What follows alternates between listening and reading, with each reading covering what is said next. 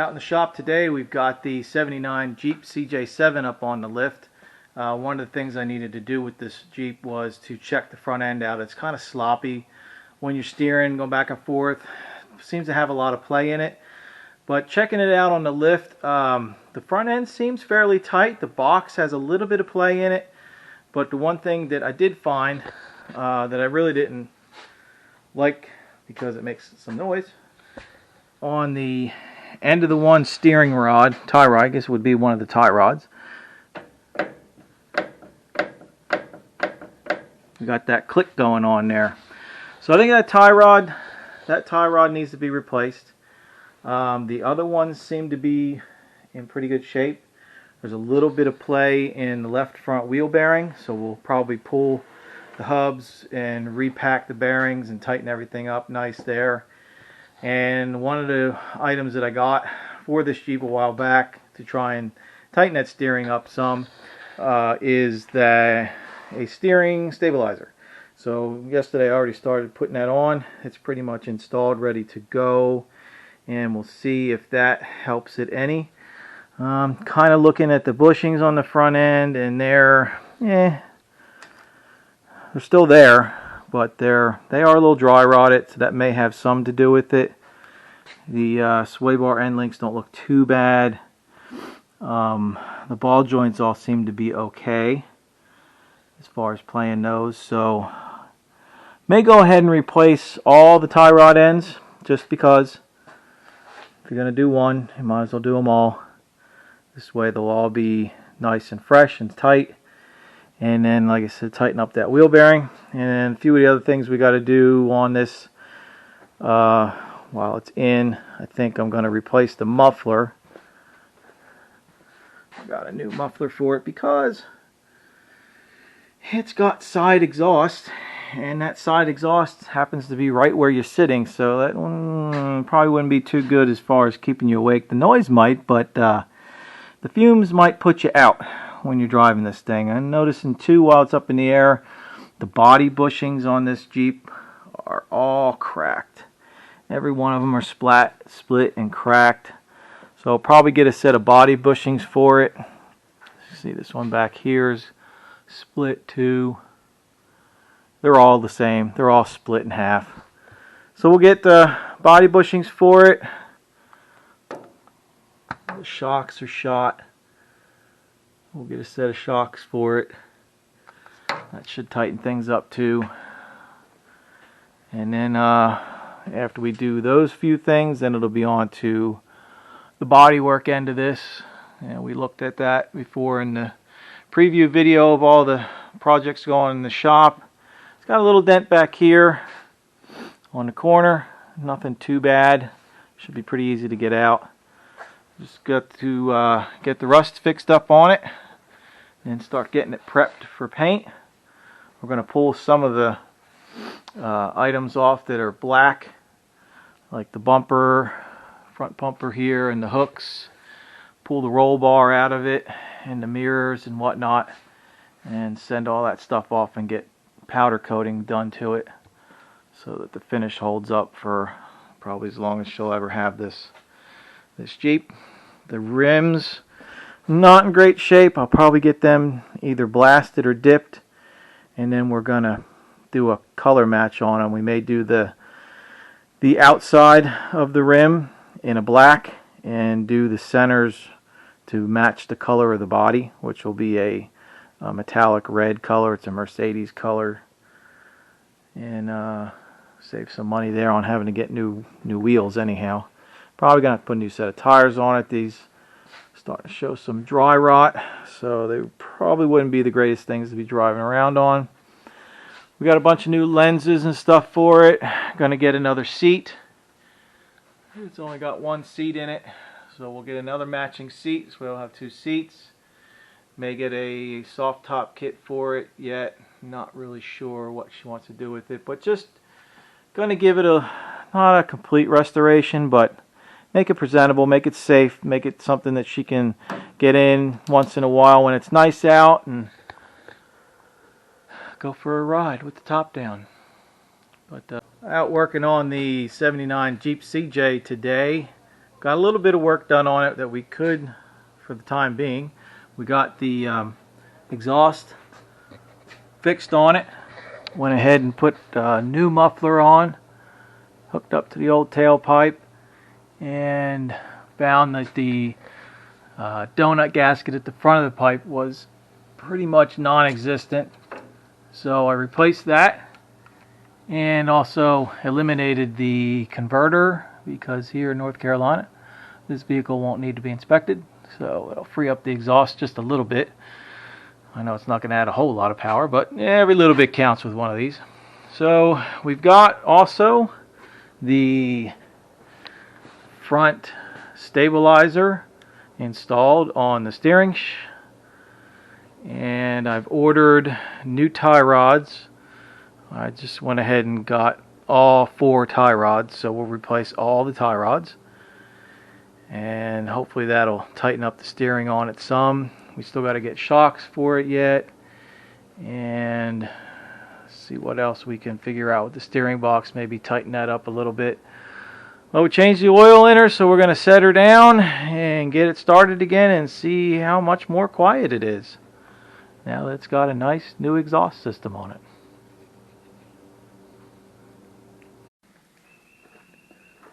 Okay, this morning I'm going to go ahead and get the tie rods changed out on the 79 Jeep CJ, so we can see if the steering improves any on this vehicle. If not, then we're probably going to be looking at taking the steering box out and either having it sent off to get rebuilt or get a replacement box for it, because that is the biggest issue with this Jeep right now as far as driving it. Is the steering is just so sloppy in it that it's all over the road. So needs to have a little bit better control for the owner to be able to drive it safely down the road. So we're going to go ahead and get these tie rods changed. I'm going to set the camera up on a time lapse and you can watch the whole process.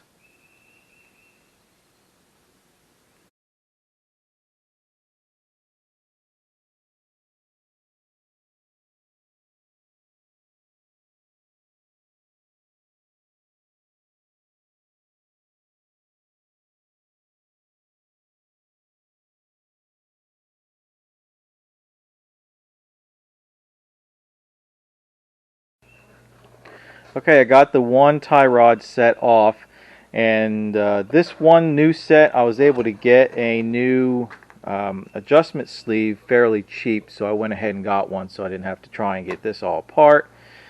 So what we're going to do is take the original one, which I haven't touched, it's the right length, and I'm going to take the new one and turn in the adjuster and get my length on the new one as close as I can to this original one. It's not going to be perfect. The Jeep's definitely going to have to be aligned after everything is done being fixed, but at least it's going to get me really close to the original setting. And we'll try and do the same thing with the other rod that's on it. It goes from wheel to wheel. That one's probably going to take a little bit of time to get apart, so I may not run the camera to do that, but it's basically the same process. Take the cotter pin out, undo your nut. I use the pickle fork because we're not reusing the boots, so it didn't matter if it ripped the boots up. We got new boots on the new tie rods. Pop everything apart. Like I said, this one I've got pre-assembled, and I used plenty of the silver anti-seize on there, so that years down the road, if it needs an adjustment, it's not going to be rusted in there like this one is, and probably have to use heat and everything else to try and get it to come apart to make an adjustment on the vehicle.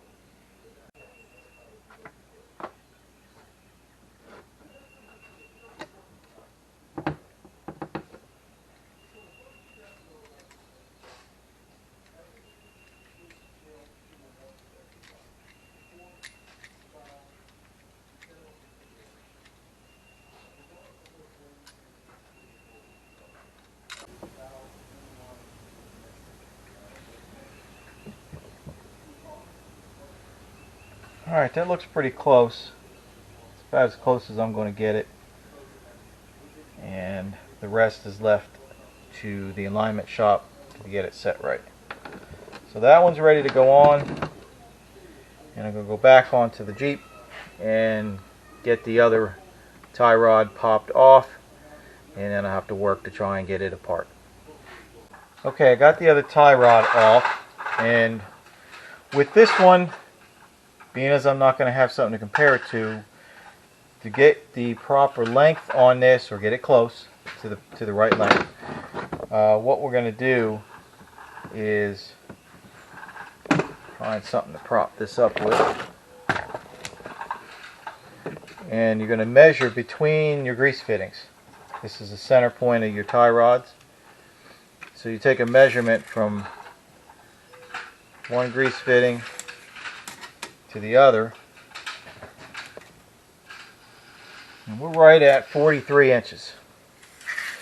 So when we put these new tie rods in, we'll measure off of these grease fittings 43 inches center to center, and that should get this tie rod really close to where it was before we took it off. So if you're not familiar with doing tie rods, the way you want to do these, it's got a clamp here with a 1/2 inch bolt that goes through it. You need to loosen up your clamp, and then you're going to want to mount either the tie rod end or the adjuster sleeve in a vise so that you can spin out each tie rod end to get it out. Sometimes, especially northern cars, if they've been in there a long time, haven't been touched, there's going to be rust built up in there. So you may need to use some heat on your tie rod adjuster sleeve to get it to start to loosen up. Spray lots of penetrating oil down in the threads, and that'll help too. And installation is reverse of that procedure, and always when you're going to put new ones in, use anti-seize on your threads. Put some anti-seize lubricant on your threads so that when this goes back together and you have to make an adjustment years down the road, you're not going to have the same problem with there being rust on the threads and the tie rod not going to want to spin out and adjust for you. So that's basically the way you change out a tie rod. Unscrew them, screw the new ones back in, do your measurement, put your clamp back in the right position, tighten it up, put it back in the car.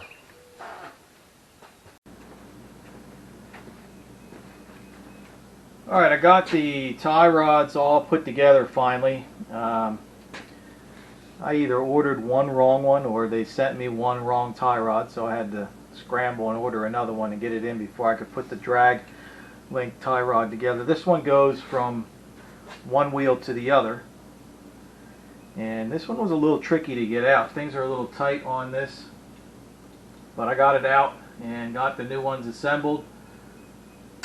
Did my measurement from grease fitting to grease fitting and got it to where it should be pretty close to where it was originally. So we're going to go ahead and put this back in, and then I'll put go get the other tie rod and put it back in, and get everything bolted back up.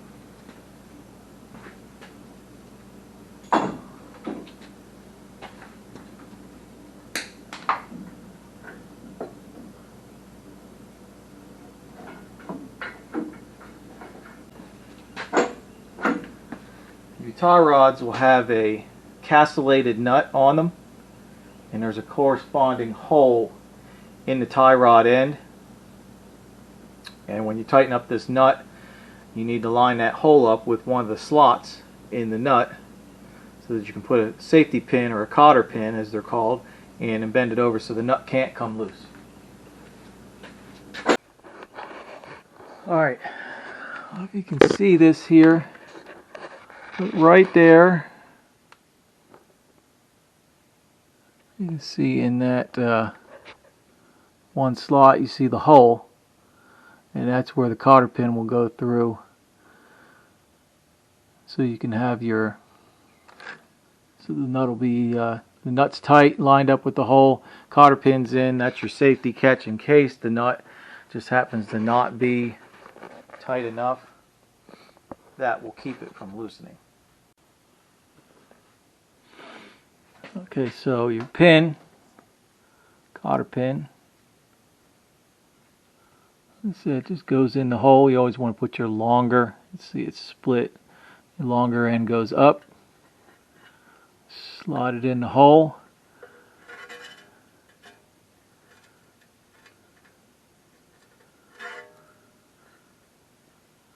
Let's see, go on the hand. And just take the 1/2, bend it up over top, give the other half a little tweak down.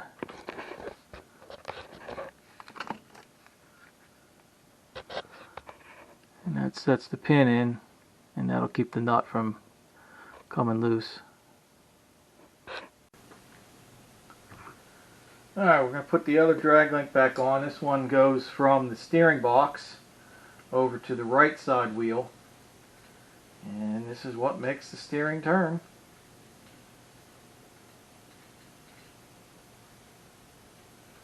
And remember, I set this one length from the original bar, which I didn't have to take apart because I got the new adjustment sleeve.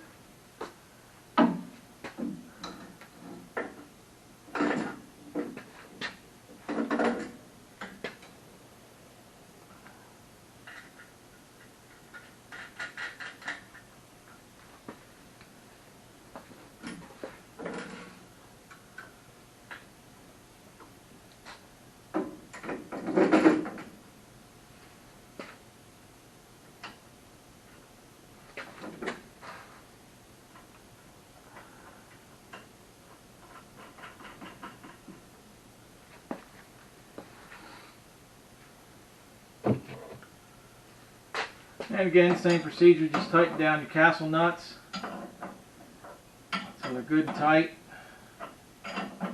Make sure you got your hole lined up with one of the slots in the nut so that you can put your cotter pin in, and that's pretty much all there is to installing these tie rods. Pretty tight. There, give it a little tweak, line up that hole a little bit more.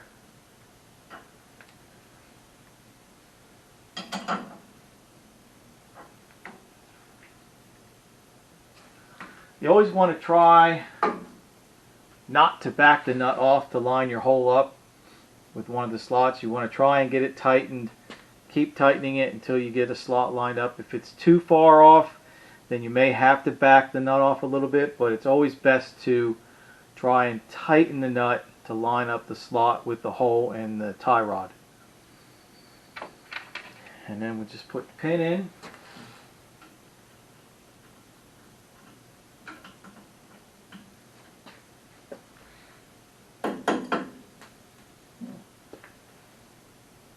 Well, there goes that pin. There's my pin. Sometimes it's hard to find stuff when you got a light shining in your face so y'all can see what I'm doing underneath the car.